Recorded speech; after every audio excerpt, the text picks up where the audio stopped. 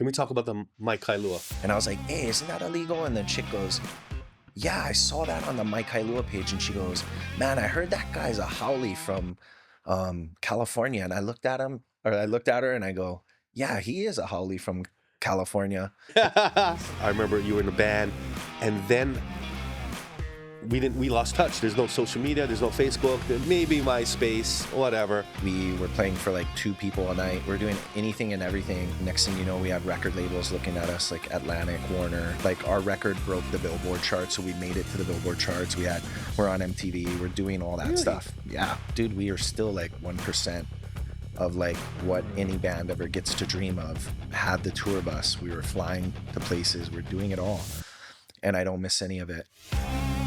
This is the Pound for Pound Leader podcast with Mike Kailua. What's up, everybody? This is Mike. Welcome to the Pound for Pound Leader podcast. I am your host, Mike Kai. Hey, don't forget to go to my website, mikekai.tv, where you can get anything that you need when it comes to planners, the Great Life Planner. Not a good life, not an average life, but a great life planner. Make sure you get them in blue or brown. It's going to definitely bless your life.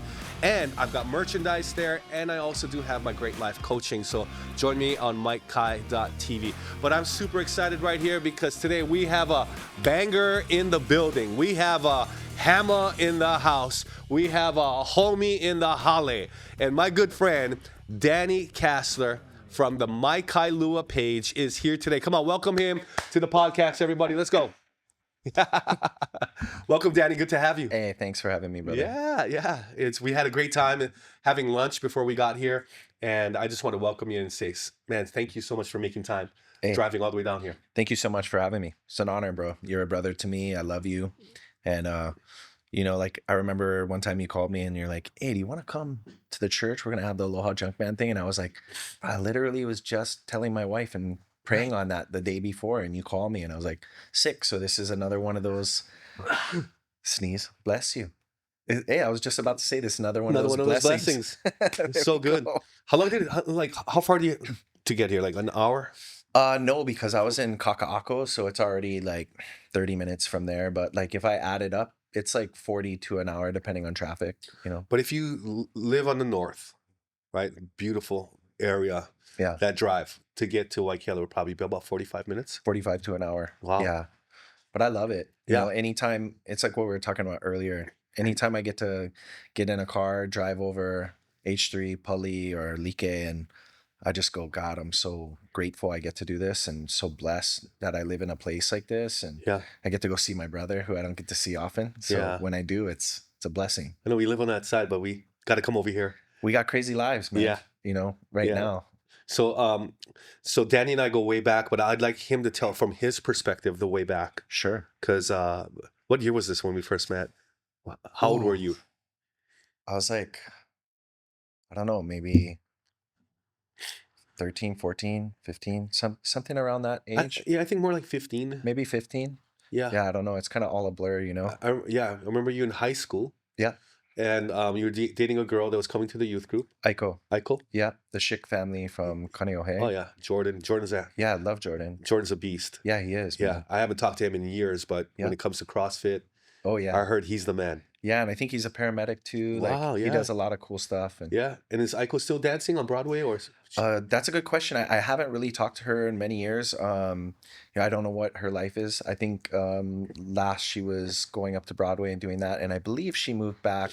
But she is an incredible talent, with the Ron Bright crew, singing, dancing, that whole thing. And she comes from a really good stock. Her family are amazing, and they were also part of guiding me in my Christianity and my faith. The dad was Mike, right? Yeah, Mike. Yeah, Mike Schick was awesome. Yeah. And he was in the medical industry as well. Yeah. Doing x-rays and stuff over here, West Side, Eva. Yeah. Yeah, Auntie Polly. Yeah. She's like this really charismatic, eccentric, amazing Japanese woman who is very talented and artistic. So you went to Kalaheo High School. I did. I went Kailua Elementary, Kailua Intermediate, and Kalaheo. Despite people thinking I'm from California. No, you're not. One time I was on the beach and we were watching this plane fly and it had a banner on it. And I was like, hey, isn't that illegal? And the chick goes, yeah, I saw that on the My Kailua page. And she goes, man, I heard that guy's a haole from California. And I looked at her and I go, yeah, he is a haole from California, and she didn't even know it was me. It Yeah. was so fun. It was like one of those like I'm outside of myself moments, but Yeah, yeah, that was yeah. pretty cool. Yeah. So good. So you went to Color Hill High School, Yep. and then you were on a band, if I recall, called National Product. Yep. We had a punk rock band called Punk rock. National Product. We started it Yep. freshman year, and yeah, we were. We invited you guys to play at some of our youth things. Oh yeah, Yeah. yeah. Made me nervous. Gotta be honest. It made me nervous. I was like, oh, I don't know want to if you were let saved Uncle yet Mike or down. you're close to being saved. Well, you know, it's an interesting thing, right? I grew up in a Lutheran church, Okay. and from a young age, and then my dad, when I became like 12, 13, was like, look, this relationship with Christ is all about you and him. Wow. Ultimately, it's not about me bringing you to church. Yeah. You know, like my job is to shepherd you Yeah. best I can, but as a single father, like Wow. I can't commit, you know, to being as aggressive with getting you to church every Sunday. So like at a certain point you gotta make that choice. And I was like, shoots, I'm going surfing. And so my Sundays were surfing and bodyboarding and just, you know, Sandy Beach, Mocks and base and North Shore. You were able to get on base? Yeah. Because your dad was in the Marines? My dad was a Marine, but he retired. Yeah. So still had access, or we'd, you know, sneak in people's trunks and have them drive us on and then open it up with the boards and Dude, I tell you what, I've never surfed base. Are you kidding me? I've never surfed base. It is one of the worst waves on the island. It is. You don't want to go there. No, you ever. Don't. You don't want to go there. Great. I get to watch it from the golf course once in a blue moon, I get to golf that Marine base. Brother, we got to go. Yeah. Me and one of my best friends, John Keys, an amazing guy. He goes to One Love. Yeah.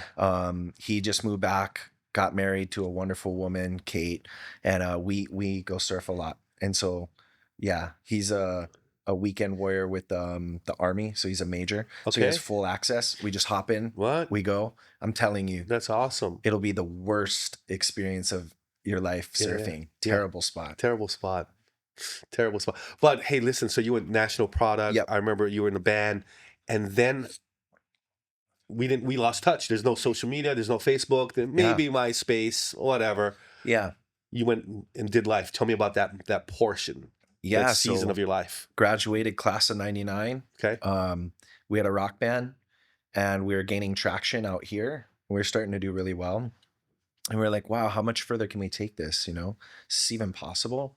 And there were a couple other bands like Red Session and the Boss Cats and some other bands that had gone to the mainland. Okay. And they had some success with touring and all that. And we're like, hey, if we're going to do this thing, we might as well try and go as far as we can go. Right. So me, Rob Caveney, you might remember him. He also went to Ben Parker, Hope Chapel. And then Joey Kamana, Stan Moniz, professional bodyboarder. We kind of left our lives behind and we moved to Huntington Beach, California. Okay. And we were playing for like 2 people a night. We were doing anything and everything. Stan would work at like FedEx and we would use that to mail out packets to record labels and booking agents. Robbie worked at Kinko so we could print our band flyers. Joey worked at Guitar Center so we could get discounts on gear. It was all strategic. Wow. Like, That's what I was going to say. How are we going to do this? Yeah. We got to be smart.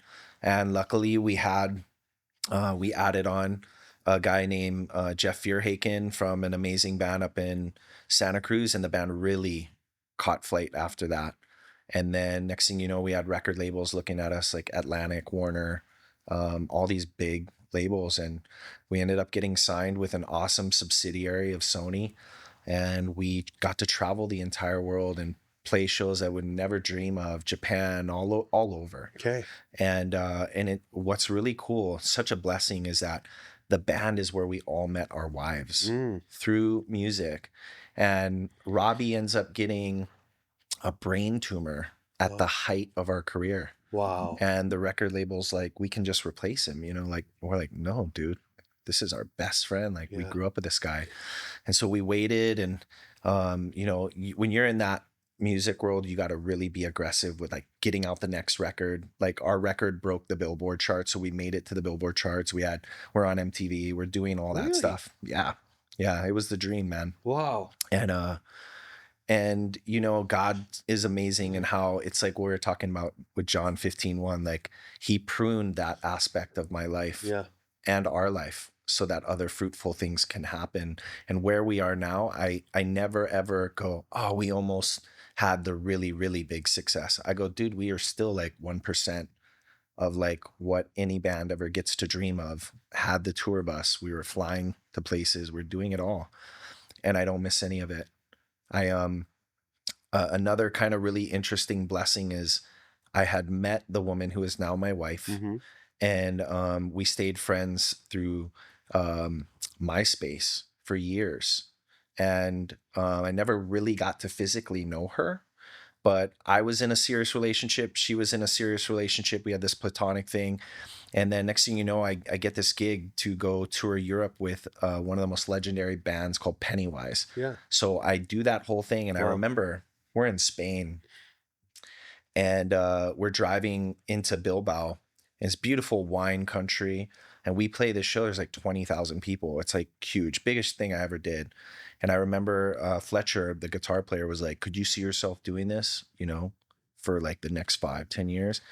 And in the moment, I told him, oh, heck yeah. Because, dude, the first cassette I ever got was Pennywise Unknown Road from a friend named John Foster in school. He's like, wow, you can't be listening to rap. You're a white kid. You got to be listening to punk rock. Like, that's what we listen to when we skate and surf. Mm. And I didn't get punk rock back then. I was like, it sounds loud and just angry. Yeah, yeah, yeah. And then you become a teen and you become loud and angry. Yeah. Right.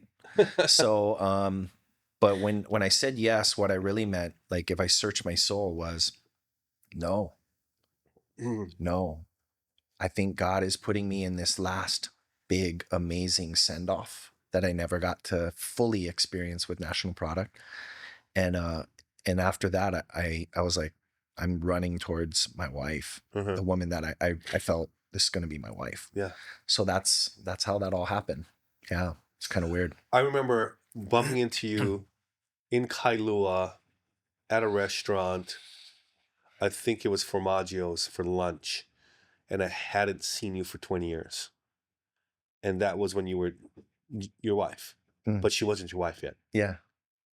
And I was like, what?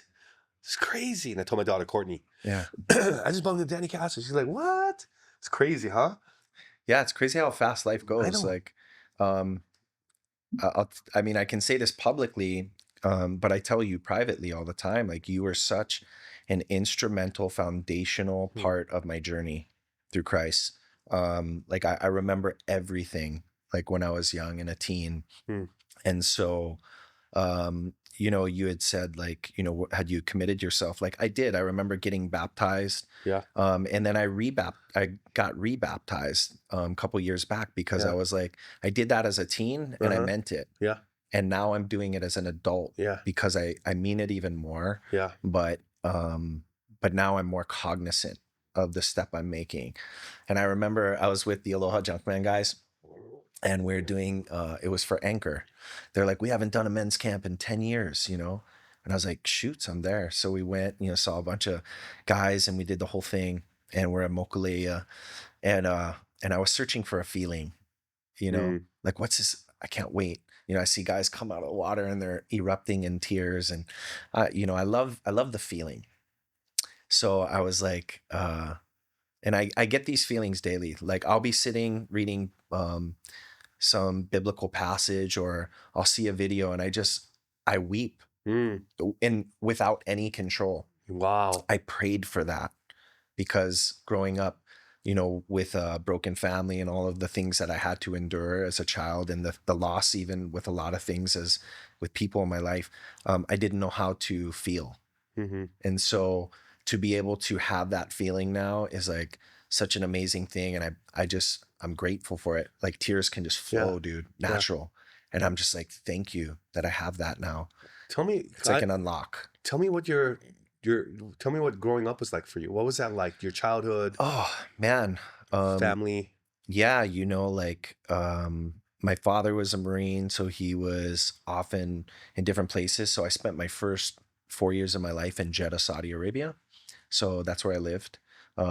Yeah, there's like, I got this really cool picture that I'll show you. It's pretty funny, but my mom would speak Arabic to me because she wanted me to kind of be engrossed in the culture of the place that we lived. Yeah. And so, I don't remember a lot of those things when I remember being there, Mm-hmm. but, when you're young, you kind of, here we go. Oh my gosh. So that's me, like probably 1.5, 2 years old. Wow. And, I had such an amazing experience growing up in so many different places because of the military. But, life was pretty traumatic in the sense of, things that happened to me and my brother when we were younger. Um, mm, my mother and father in the divorce, that was traumatic because, uh, there was elements of violence there, desperation, things that we saw that like I would never want my kids to see, never want them to have to experience. But I think that those things made me so incredibly resilient. And when people tell me you're such an amazing father, Mm. it's almost like an imposter syndrome. Like I'm like, I feel really grateful, but I don't feel like I'm that. And so, but I'm also blessed that I don't feel like I'm that because it strives me to continue to just try and be the best I can for them. So I'm always looking to be above and beyond. So yeah, all those like life experiences, I think kind of when I became older led into that angry, like, and then that's where punk rock kind of fit in. It was like, ooh, Yeah. I have an outlet. Yep. And now like Oh, dude, the mosh pit. oh yeah, all of that. I never really wanted to, in my mind, I wanted to hurt people, but physically never. Like I just like if I was by myself and I was thinking of things like Yeah. people that hurt me, Yeah. like, oh, I could do this. And I could manufacture like crazy things in my mind of like what I would do to that person. Mm. And thank God that I had God, Mm-hmm. Yeah. I never went down paths like that. Even if I would feel them, I would be like, Father, take that away from me. I don't want to feel that. I don't want to have that anger. And now I'm in such a unique place where, like I told you, I feel so grateful and I take immense joy Mm-hmm. and delight in everything, including the really bad stuff. Yeah. Stuff that happened, stuff that's going to happen, stuff Mhm. that's happening right now. I just go, thank you, God. I'm glad that I'm here for this. Wow. Wow. So growing up, soccer, AYSO, Yeah. I did all that. Little League. Yep. Did that. How'd you get into a band? Like, how did that transition to a band? Because I remember you had a lot of energy. Yeah. You know, Where'd that go? lots of energy. You have kids and they suck it all Dude, away yeah, from you. so much. I mean, like, I remember almost like trying to, okay, Danny. Yeah. Hey, Mike, maybe we could play at this and then, okay, Danny. Yeah. I was a grinder even back then. I mean, I still am, but now I'm a lot more Go getter. I'm more calculated. Yeah. I don't allow certain things into my life. I say no a lot more than I say yes to things these days. You know it. Mm-hmm. And you have to protect the sanctity of yourself and your family and what you're doing. But yeah, no, I think the music thing just kind of evolved naturally. I'm surfing, I'm going on these long drives to the North Shore and I'm listening to punk rock music. And then I'm starting to gravitate towards the lyrics and they're evoking something in me. And then I'm like, I want to be able to connect like that. I want other people to connect with the things that I'm expressing and saying. And so that's how that happened. It was like this guy, Joey Kaimana, moved next to my best friend's house, Kevin Reed. And he was like, I don't know how to play guitar, but I can play one string. I'm like, bass player, and Joey's like, I play guitar player. What can you play, Danny? Nothing. Guess I'm singing. So that's how it started, man, with the little PA speaker for karaoke. Yeah.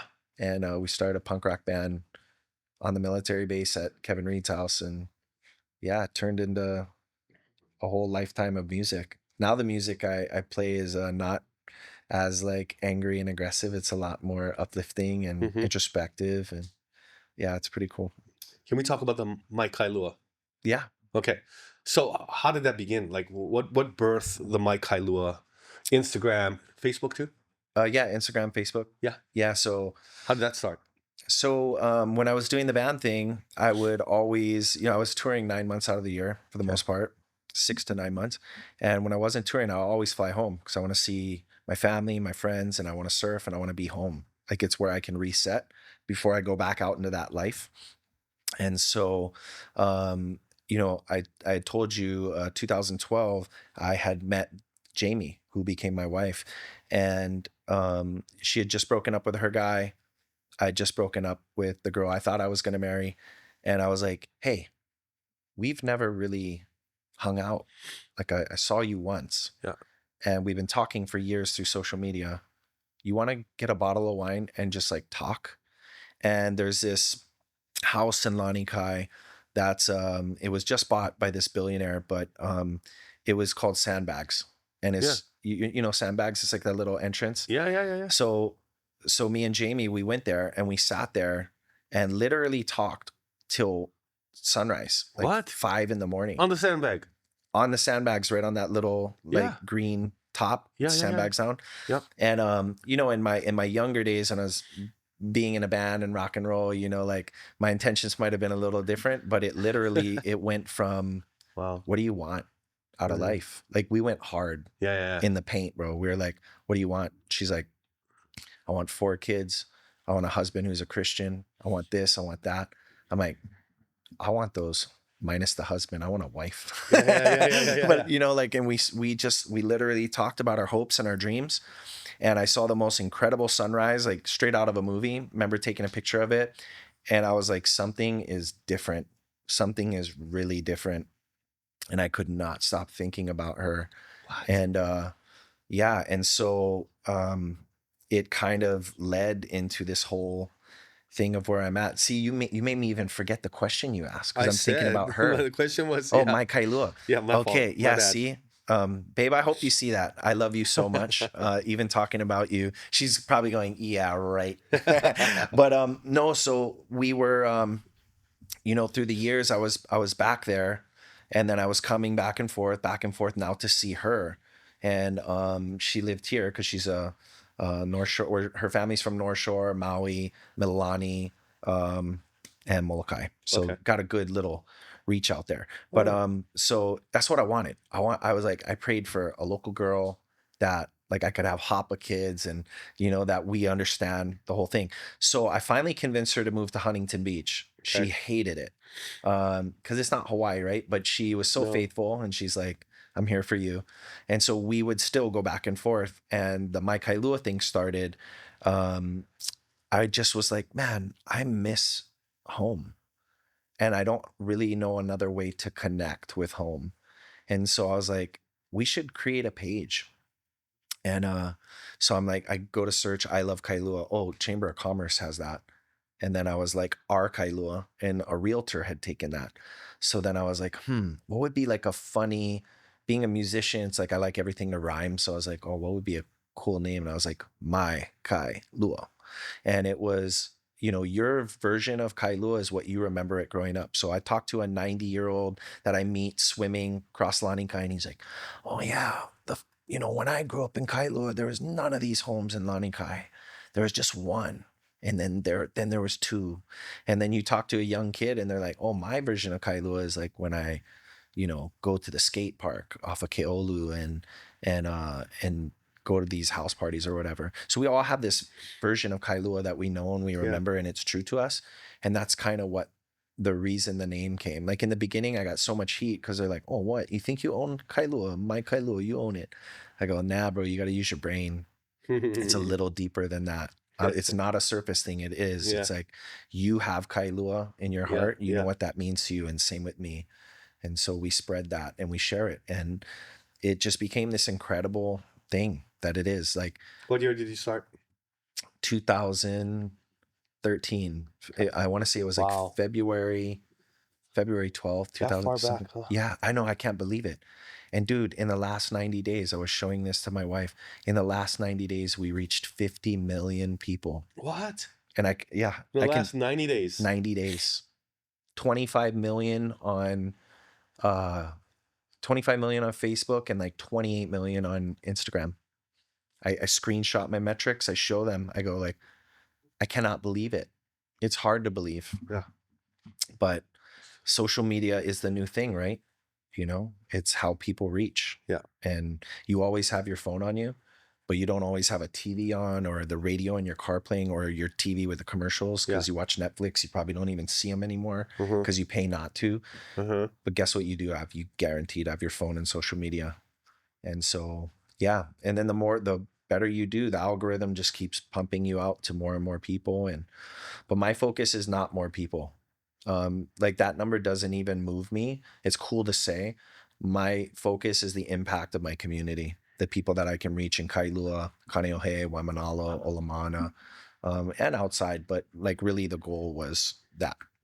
So has the page, has My Kailua evolved since 2013 Oh, through the absolutely. pandemic, whatever? Yeah, COVID. absolutely. So we started off, sharing turtle pics and sunrises, and then some, really awesome influential elders came and scooped me up and said, "Hey, this page is amazing and it has an opportunity to do really good things for the community." And at that same time, I had some people with commercial interests come go, "Hey, your page is really amazing and we can make a lot of money off of it." And of course, I went the other direction.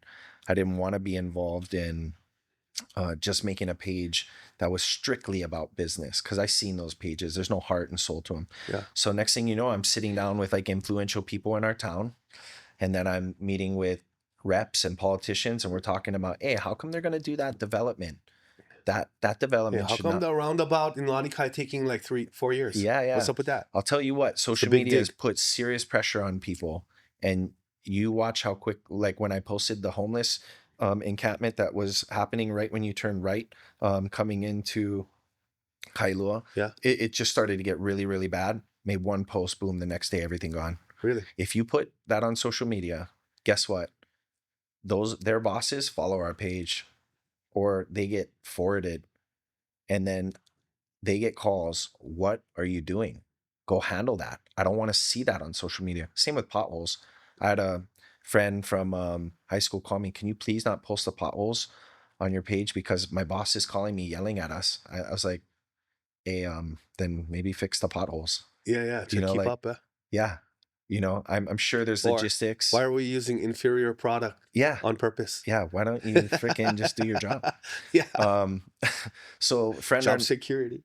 friend or not, I'm all about accountability. Had a buddy, my buddy Marcus came up to me the other day at the I Love Kailua festival on his bike with his kid, and he goes, "Hey, bro, that video of the guy walking his dog pooping in the ocean, bro, that was me." And I go, "Frick, why didn't you text me, dude?" And he goes, "Nah." He's like, it's community stuff. I felt shame. It sucked that I was on there, but I was dealing with my kid and the dog pooping at the same time. It was so hard as I couldn't even do it. And he goes, I didn't mean to, it just happened. I was like, "You want me to take it down?" He goes, "No." But I was like, cool. I like that. You keep yourself accountable, So I love the accountability factor. Sometimes I don't get it right, but that's life. We learn, and then I try and adjust and fix it. But yeah, it's constantly evolving. So Yeah. now it's 7 years I never took money. I was always helping people for free. But then people started treating me terrible. Really? Yeah. Why are you advertising my competition?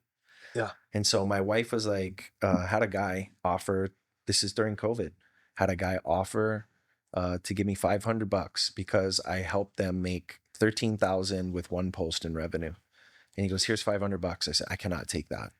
I felt guilty. And he goes, "You're going to take it. You have young kids. You now can't run your business because of COVID."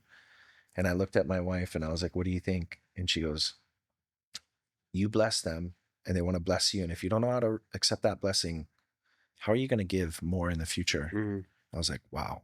So took it. And then it was like, wow, what if like 500? Wow. And then people started being like, "Hey, I want to pay you for this." And then a lady was like, "I got a hair salon called Satori Salon." Amazing woman. I love her, Peggy. And she's like, "I'll give you $1,000 a month." And then now I'm like, well, I'm almost able to make my rent, and then when we made our rent, we were like, wow, we're making our rent. Yeah. This is absurd. This is just a social media page. Like how, what? And then more and more people came and we're just like, I want to work with you. And what was cool is all those people that were nasty to me left. Really? They left because they didn't want to pay. They didn't value me. Yeah, yeah. And once I realized I have a value, Value, bro. bro. People pay for what they value. And I said, dude, if you don't value me, kick rocks, man. Yeah. Because these people, they love me and they value me. They value my family. And I love that. And so now that's why I said I say no a lot more than I say yes to people. Yeah. Yeah. My Kailua. So I'm on your page. I follow your page. Thank you. Yeah, no, thank you. Thank you for posting about Inspired Church Kailua. Yeah. Looking absolutely. for a Sunday morning venue. That would be 4 awesome. p.m. every Sunday. Yeah. Church Road, 1230, Kailua Road. Yeah. Yeah. So do you I would imagine you get a lot of pushback on your page. You know, we were talking about that. I don't see it. Everybody that I meet for the first time, they're like, hey, are you the My Kailua guy? I go, I am. And they're like, brah, I love your page. I don't know how you do it. So I'm do like, you run your page all by yourself? I do now. Okay. Yeah, I had handfuls of people. I still go to people that I consider mentors for advice on certain things. You know, but like you look at every comment. Oh yeah. Every comment. I learn every person because it's my nature. I love people. Okay. So from every good comment and bad comment, you click on their profile. But I don't see the negative. That's the weird thing. You don't see the negative. Rarely. This one guy. Because sometimes there's negative on it. Yeah. There's rude opinions on it, yeah. and everybody feels like they can jump on your page and crap on your page. Yep. On your comment. And I'm fine with that. Yeah. Free speech. It's when you are racist, you know, even homophobic, threatening violence. That's when I what I do is I call it I'm flushing the turds. So I flush the turds and I block them permanently. But yeah, I've had people threaten me. I've had people, you know, you're a stupid haole or whatever it is. I don't see those. I do see the negative stuff where I become more of a shepherd to protect people. If I see that, then I address it. I'll send them a private message. Hey, I don't like the way you're talking to that person. Tone it down. You know, be more kind and respectful. We are humans. You know, I know you feel a certain way, but we don't need to treat each other that way. Yeah. With me, I rarely see, you know, when people say stuff about me, I go, God bless you, bro. I know it comes from a place of pain. You're hurting, whatever it is. You just don't know me, because if you sat with me, we'd end up loving each other. We talk just like this.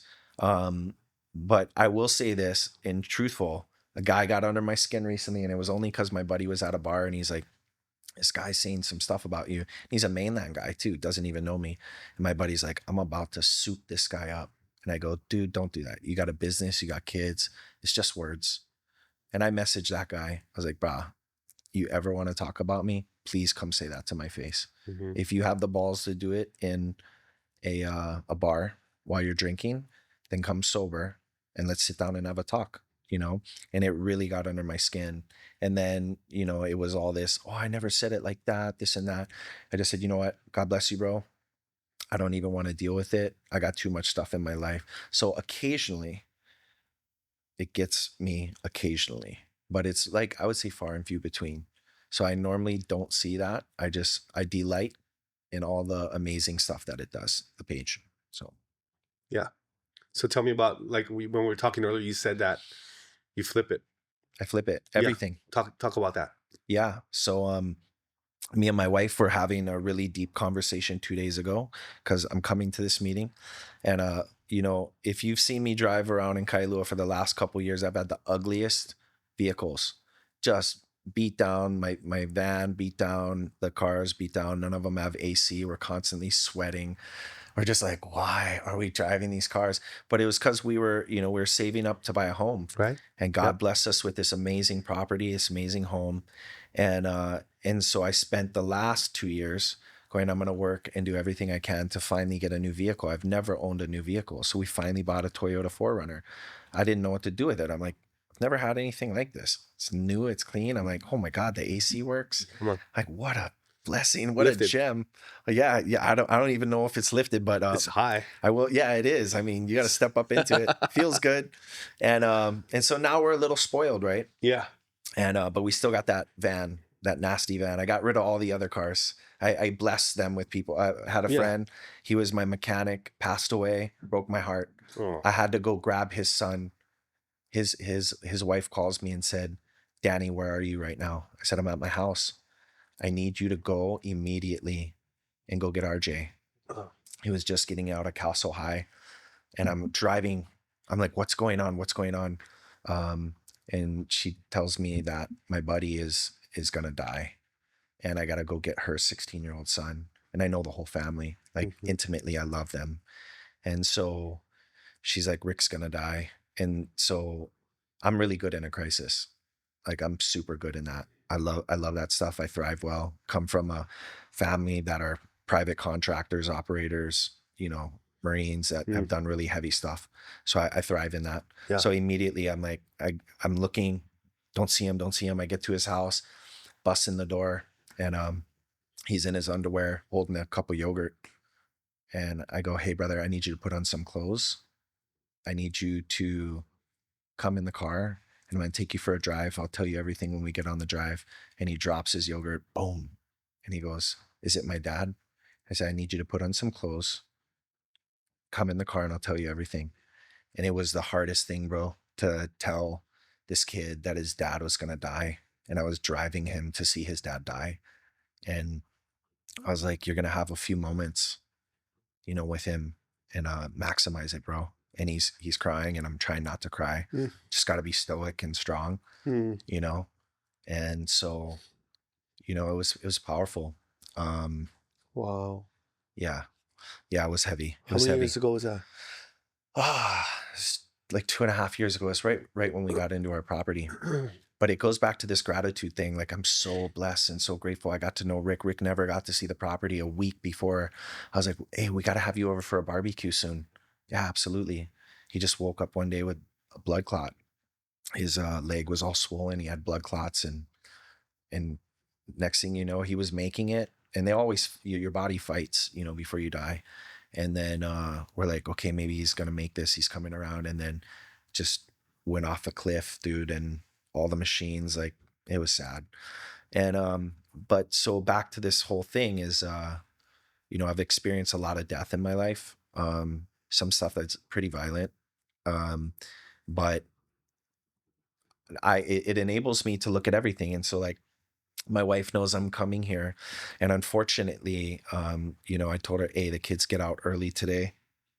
They just got out of school. So she has to take this terrible van. She doesn't feel safe in it. And babe, please forgive me for what I'm about to say. I'm not going to get too in detail, but I know that she doesn't feel safe. I said, I'm happy to drive the van, because once again, I will delight in sweating my butt off to come see you, because one, I love you. I'm honored to be here. I'm grateful to even have that van. And so, she goes, no, I would never make you do that. You deserve to be in the car with the AC, and I can drive, right down the road to get the kids, even though I don't feel safe in that van or comfortable. And I said, I understand that. But so one thing I said to her is, I just want to encourage you. And she encourages me a lot in a lot of things when I'm down. I said, I just want to encourage you, take delight in everything. Like we are so blessed that we even get to have this conversation about whether or not, we're going to drive this car without AC, or have this 4Runner, or live in this beautiful property. We're very blessed that we get to have that conversation. You think about people that don't have any of that, would die to have that van, or like Rick's son, he would die to have his father. So, this past Christmas, we almost lost my dad, and I was in there and I was just going, hey, praise God. Thank you so much that I've been able to have my father this long. I never imagined that I'd have this much time with my own dad. Yeah. And in high school, so many of my friends lost their dad, and I saw how much of an impact that was on their entire life. So yeah, I just, I rejoice in everything, the good and the bad, the painful. I take it all in. I just go, I'm so grateful I can experience this pain. I was telling you in there, John 15:1 is a powerful thing for me, because, and any of you guys who haven't opened up John 15:1, just check it out. It's beautiful. Yeah. It talks about pruning. Yep. And there are days when you're just going, God, why is this happening to me? And this year has been so rough on my family. But it's also been so beautiful. like just incredible, the things that have happened. So I know that when these rough things are happening, especially if it's like stupid stuff like money or things, like I don't care about things, man, for the most part. Yeah, I just don't care. Yeah. I value my time, my family, God, my friends. Those are the things that are valuable. So when I'm being pruned, I just go, is it money, God? Okay. Then it's just money. Is it a thing? It's just a thing, you know? Yeah. I'm looking forward to the fruit. Yeah. I mean, he prunes for greater fruitfulness, That's right. right? And he cuts off what is useless. That's right. And cut that off. You don't need to do that anymore. Cut that part of your life away, you know. And this is, look, you're doing really good, but there's more fruit here. Yeah. But none unless I prune you. That's If right. I can prune you, then we can get more fruit. And buddy, it's going to be painful sometimes. Oh yeah, it's scary too. It is scary. It's a faith walk, faith journey, you know. It's what you had in Corinthians up there as you walk in. Yeah. It's like, man, wait till you see what he has in store for you. Yeah. Just have faith and just believe. And, you know, yes, beautiful things come, and a lot of the pain and the fear is so temporary. But as a human, we gravitate towards worldly things, and we hold on to even worldly thoughts. You know, like, this hurts right now. Yeah. But nothing I've ever had in life came from stability or safety. Everything I've had, every growth has come from danger, the feeling of danger, the fear, anxiety, and that those feelings, those worldly feelings. God saw that, and it's like when he says, "I ate your words," you know. But that's actually, I think it was Jeremiah when he's saying, "I ate your words," talking about Bible. Yeah. Yeah. But like I reverse that and I go, God's seeing that. He's eating my fear. He's eating, taking all that in, and he's replacing it. And it has to be painful in the moment. Right. But man, then you look at the fruits and you just go, and then for me, at least, I go, dang, bro, don't allow yourself to feel those things in the future. Just go, I know that something beautiful and amazing is coming out of this. Who's the top, like, other than your dad and even myself, who's the other top couple of people that have influenced your life? Like, you would say these two guys, guarantee. Teacher, coach, mentor. Who these guys be? Wow, man. And you know what? Some of these guys, not even Christians, but like a guy named Wasilek Klemenko, he took me in, gave me a job in real estate. Such a funny job, man.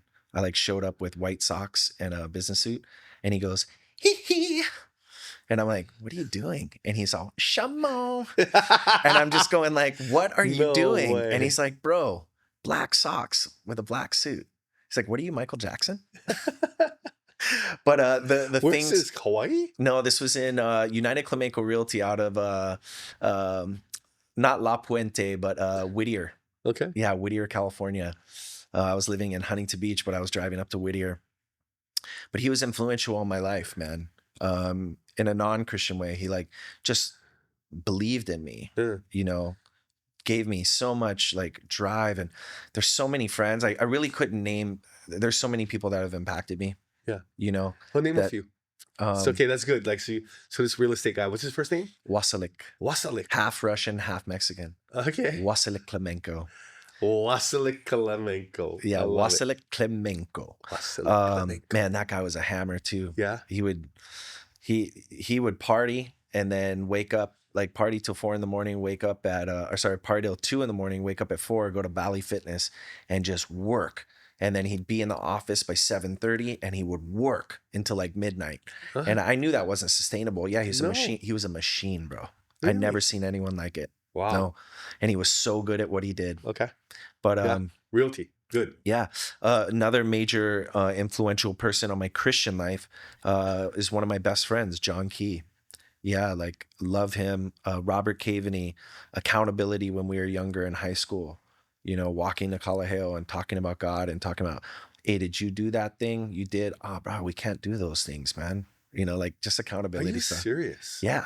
Yeah. That's good convos in high school, bro. Bro, I'm telling you, we still talk about it today. I'm like, you remember when we used to talk about those things on walks? You know, we keep each other accountable. Right. Yeah, I mean, my best friend, Kevin Reed, the things that I learned from him in business and how to be and how to carry myself. This guy, Mark Short, he's a mentor of mine in California, one of my best friends as well. Just like guys that like really allowed me to be me, never judged me for being me, gave me nothing but positivity and faith. But also one of the things I value about people is accountability. I don't want people to just like, you're great. You're so great. I don't want none of that. I don't even believe that about myself, but I do believe that I need improvement. And so when you tell me that, I know you love me because you're not just saying things to say that to me. So, Well, I meant to tell you something. No, just kidding. yeah, you kind of suck, dude. No. So let's go back to the page. Okay, so not the page necessarily, but social media, especially in particular, let's talk about Instagram. Yeah. Are you on TikTok? I am. I just don't really use it. Okay. Seems more like the dancey thing. What do you notice running a social media page for all of these years, almost 12, 13 years? Yeah. Okay. And what are you noticing about society and people? I can tell you right off the bat, I see more people, and I try and be as neutral in my perspective, although I am a Christian. Yeah. More people coming to God, more people talking about God, more people saying, I will pray for you, more people that I knew did not believe in God before, last 5, 6, 7 years, going to church. Like I trip out on that. And I don't know if that's people truly finding God, people fearing their mortality. Yeah. Because we're getting older and people tend to do that. Yeah. And I'm just praying that it's not because it's, because like Joe Rogan's starting to talk about God or whoever else, Theo Vaughn and all these like really influential people. Like what I'm always stoked. Me and Matt from the Law of Junkman are constantly forwarding each other videos, and reels and stuff like dudes do. And a lot of it is like, wow, you see this? Like Theo Vaughn's talking about Jesus and he's talking about how he'd love to get to know him and hang out with him. That'd be the most out of all the people he could meet in his world. He says, I'd like to sit down with Jesus and talk to him. And then Joe Rogan's now talking about it. And all these people are like starting to open their mind. So like in social media and in like the celebrity realm, like it's really interesting to see the shift. In social media as a whole, what I've always known is that community is the most important thing. How we look at each other, how we talk to each other, how we keep each other accountable. Like if your brother gets caught stealing on a camera and I post it, you're not going to be too happy about it. You might call me, you might threaten me, you might feel a certain way because that's your brother and you love him and I get it. But brah, the reason why that guy's up there is so that we can keep him accountable. Because as a village, it's like we're not trying to send that guy to jail for life. Yeah. But we're trying to let everyone know that this guy does this. Now, let's not whip him. But how can we love on this guy? How can we get him out of that habit? How can we get him out of that lifestyle? And that takes a lot of compassion. And so what I normally see is like in those scenarios, the family comes back to me and says, I really appreciate what you did. And sometimes it's a year later. Like I had a lady, her son was going around the neighborhood stealing from people's garage and he's a straight A kid. We scooped him up. I took him over to a nonprofit with my buddy Josiah, Kinai Eha. It's up in Olamana. Amazing nonprofit. It means extinguishing pain.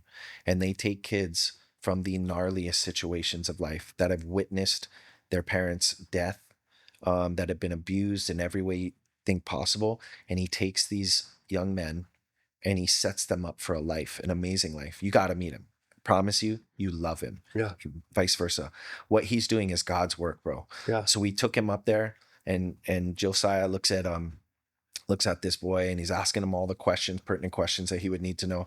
And he's like, this kid's he's not fit for here because some of the kids in here are really heavy. And what he's doing is really petty. But if you want to be here, bro, you want to come, we got a gym, you can come work out with us.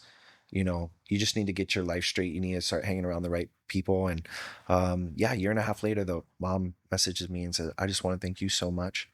That experience of my son going up to Kinaeha, seeing some of these kids who have been sexually abused, physically abused, had killed people, had witnessed murders, had witnessed their parents hanging, crazy stuff, changed his whole life. And now he's doing amazing. He's getting ready for college. That stuff is like, that turns the needle. I don't care about the numbers of social media, the 50 million, whatever. When I have that Yep. moves my needle in life. There was a community in Kailua, right where Fat Boys is, and the latest development, the condo development. Yeah, That community right there, that was a rough community. it was. And a lot of those kinds of kids ended up in our youth group, but they came from that community. They were It's- displaced. It right? seemed like it was the word, like it was the painful part of Kailua. Yeah. If I Because recall. you were surrounded by wealth, right? You were surrounded by these like $1 million condos, and you had all these people that had things. Imagine being in this little puka. Yeah, it was a small puka, but like And then- 2 blocks. Yep, small puka, and then all around you, you've got, wealth and new people with different colored skin driving really nice cars, and their kids with really nice bikes and nice things, and you see that, and it's the haves and have-nots big time. Yeah.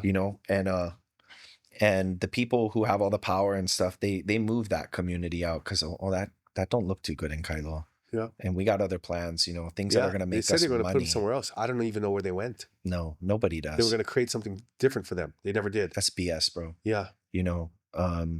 The development company came in and they were able to fast track. The ground was toxic. I don't know if you remember that. Okay. All the cesspool and everything, ground was toxic. Yeah. They were told cannot build. But when you got money, you can build. Yeah. You just pay the right people and you do the right things. And then next thing you know, those condos were $800,000 for a studio and like 2.5 million or something, 2.1 million for a 2-bedroom or a 3, I don't know, something crazy, absurd. It was D.R. Horton. Was it? Yeah, D.R. Horton built those. That's what I thought. Yeah, but it was a lower price than that, but in the introductory price. Yeah. And then it just went, psh. Oh, bro. And then, but there's no pool, man. There's no gym. There's no There's nothing. facilities. There's Can you nothing. imagine that? Yeah. Paying that kind of money and then a HOA? But the kids that were in that place, Yeah. my heart went out to them. I mean, it was hard though. They were hard to lead in my youth group. They were difficult. Some of them were difficult to lead. Yeah. But sometimes I wonder where they are. Yeah. Yeah. I think we all do. And man, I'm gonna make a post about that.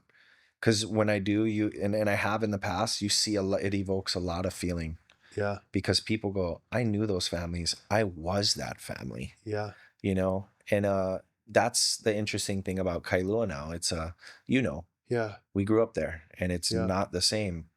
And some people who don't know are like, this is amazing. Well, it is, yeah, if you came from a place that, wasn't as amazing as what it is now. But man, let me tell you, Kailua didn't need to be amazing. It already was. Yeah. It was so special. Yeah, it was. The neighborhoods are changing. Big time. For the whole state, when you look at multi-generational homes, Yeah. which is great. It, gives families a head start, Mhm. multi-generational homes, but there's not multi-generational parking. No. And And they're trying to remove even more parking. and then you throw in an occasional Airbnb, right? Yeah. Oh, if people are renting out their places, more power to them. But you can only do it once a month now. Like Yeah. once every 30 days. Once every 30 days. Yeah. Yeah. But even that, bro, is just like changing the parking. Here's what happens. When I start to see cones on the side of the street, Mhm. Street parking. Yeah. And I go, no, let's not start bringing out the cones. Yeah. No. And I told one of my friends, bro, I said, my neighbor up the street, Yeah. oh, bro, what's this? Ever Beach? You're dropping your cones. Yeah, go snatch Dropping some your cones, cones. Have you ever, I'm that guy that walks the dog and I see a cone. I might, Grab it. I've put the cone on the Sidewalk. on the grass, on the Yeah. sidewalk. You don't need to be copying your parking. Yeah. Yeah, my dad's neighbor, he does that. And and it's not even on his side of the road. It's not even in front of his house. It's in front of this area, and I think it's a little bit of a power play. He comes from a heavy background, like Okay. think old syndicate stuff, Yeah. Real nice guy though. I like him. Like, Yeah.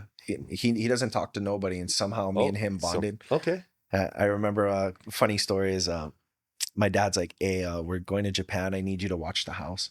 So me and my wife go over there, and I got a couple slabs of ahi and I seared them tataki style, and I'm sashimiing them up. And this guy would always throw these parties, and had some like old school guys, like the old guys. Yeah. And I hear one of the guys being like, hey, this town, all these freaking all these. Blah, blah, blah. I heard that, and I was like, bro, I'm walking over there right now with a plate full of sashimi. So like I sashimi this up, and I walk in there, man, you should have seen jaws hit the floor. I was, hey guys, I heard you guys were talking. You know, I was overhearing you guys. Like, you guys sound like you're having a good time.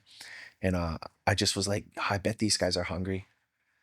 And man, one of the guys was pale as a ghost, dude, because he's like, what did you overhear? You know. Yeah.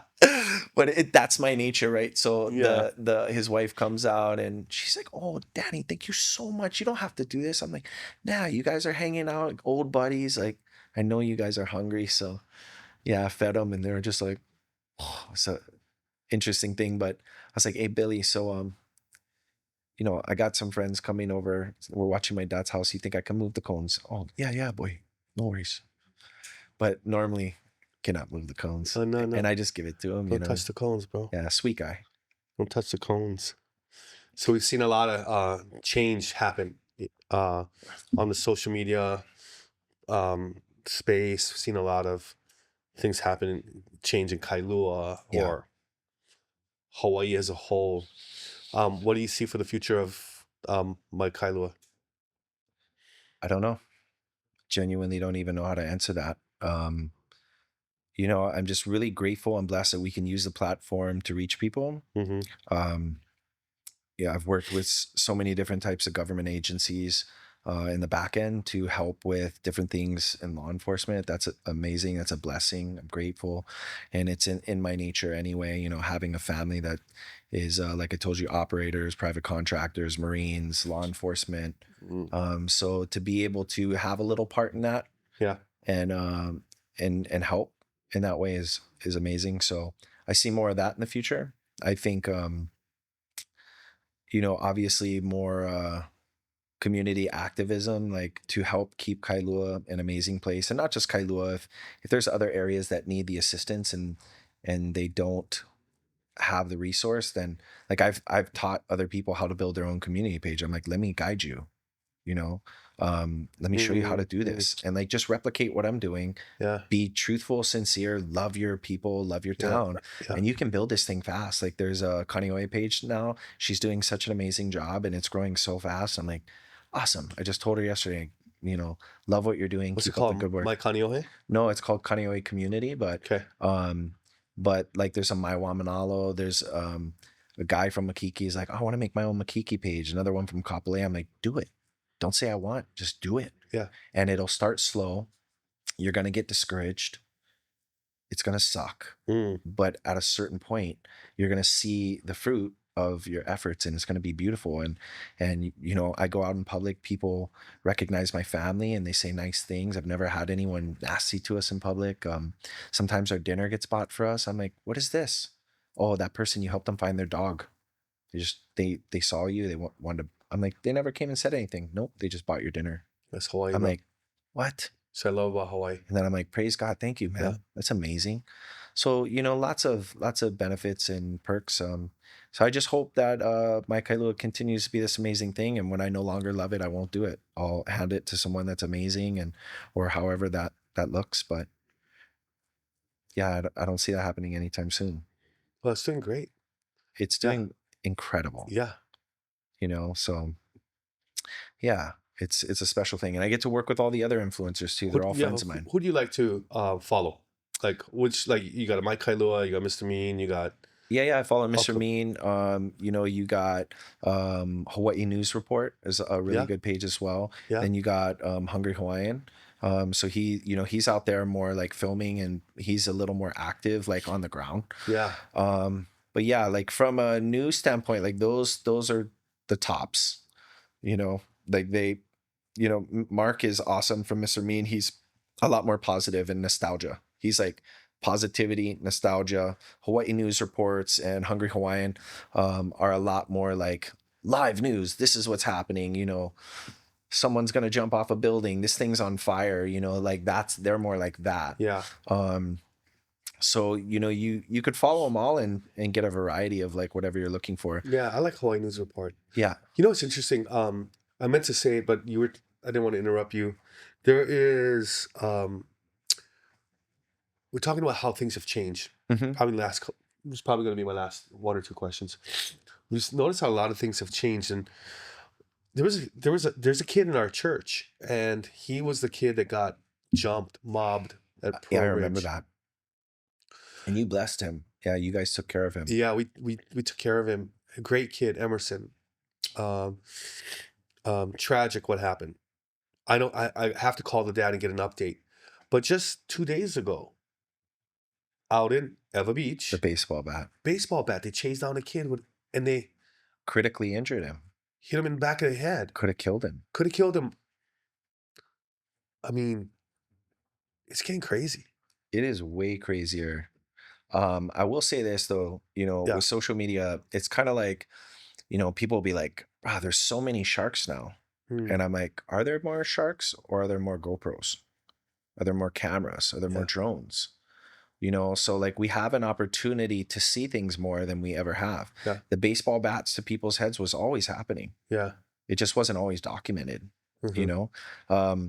Shark attacks. I have friends that tell me about shark attacks we never even see on the news.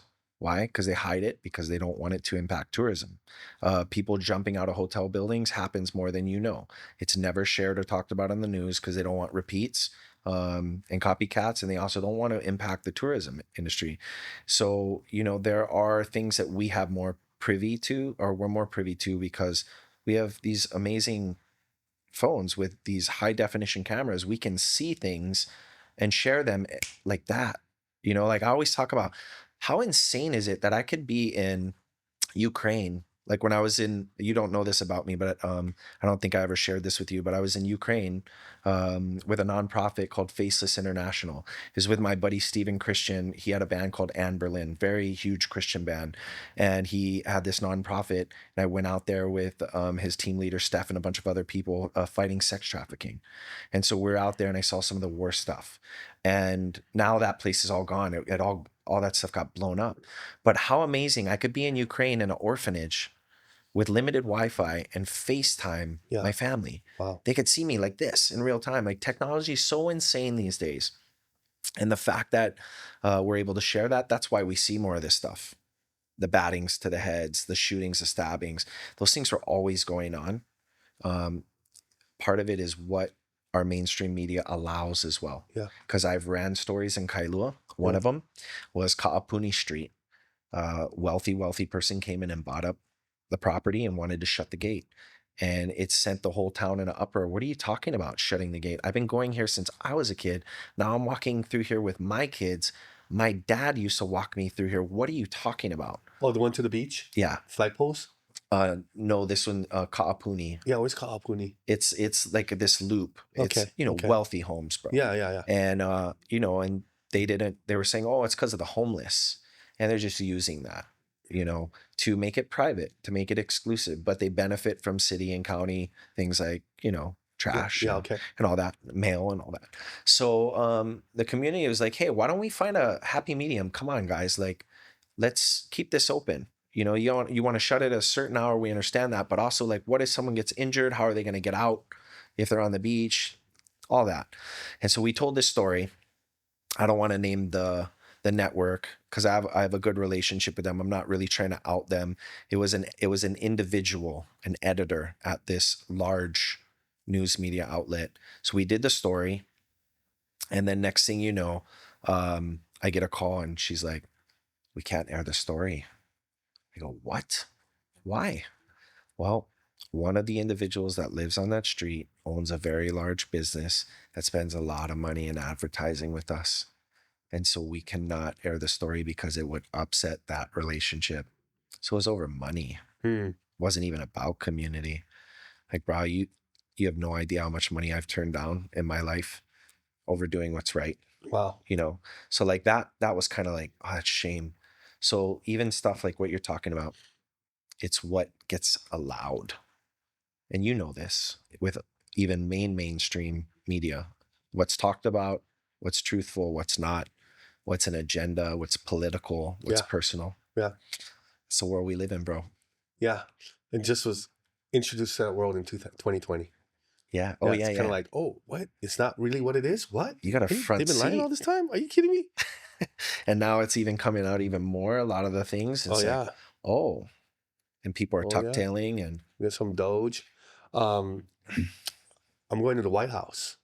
By the time this is airing, I'll be back. No way. Yeah.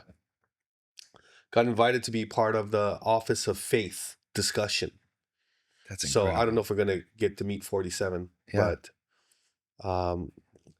I was picked out of, there's a lot of pastors that go up there apparently. Yeah. But from this group, I was picked to go. So Dude, I'm going over. To be in the White House, period, regardless of who's in it, Regardless who's in it. just the history of being in Yeah. a building like that. Yep. Wow. I know. I can't wait. Good for you. I'm looking forward to it. I'm looking forward to that. You know what, man? God is so amazing and faithful. And I told you this while we were eating lunch. Like, you blow me away. I'm so inspired by you. Ironically, we're here in Inspire. Yeah. That wasn't even a play on words, but that's Yeah. like the truth. Like, everything that you have ever told me in your life that you were going to do, I have this vision. And God just like fortifies that vision and goes, I'm going to make that happen. And like, you built this church, you're building other churches, and the things that you've been able to do, I am not surprised. Like, I am. the White House, and like, and then I look at the White House and I just go, that is so small compared to like what God has planned Amen. for you. Amen. Whatever, White House. It's bigger. Yeah. Even if I didn't get invited, I'm good. Yeah, it's just a house. We serve a much bigger house, a much bigger kingdom. Yeah. The house of the Lord. Yeah. Yeah. Danny, thank you so much. I am so thankful that you came. I'm honored. And I want to say here. again, I'm super proud of you. I can say that as an older brother. You know what I'm saying? Yeah. Not as somebody like, a power player or anything. No, Yeah. I'm super proud of you. All that you've accomplished, where Thank you're you. headed, your wife, your kids, your career, even your heart, like the way that you think is really, really deep, bro. I love you and appreciate you. Thank you. Making me tear up a little bit. Oh, man. Love you too, buddy. Love you too. Everybody, thank you for joining me on the Pound for Pound Leader podcast. This is my good friend, Danny Casler, Daniel Casler, My Kailua. Follow his page, whether if it's on Instagram or Facebook. And thank you so much for joining me. Go to my YouTube. On my YouTube, man, Midday Manna. There's a bunch of Midday Manna stacked all up together. Also, the latest content that we're putting up on direct to camera. And go to mykai.tv where you can get your great life planner. Not your average life, not your good life, but the great life planner. Take care. God bless you. Aloha.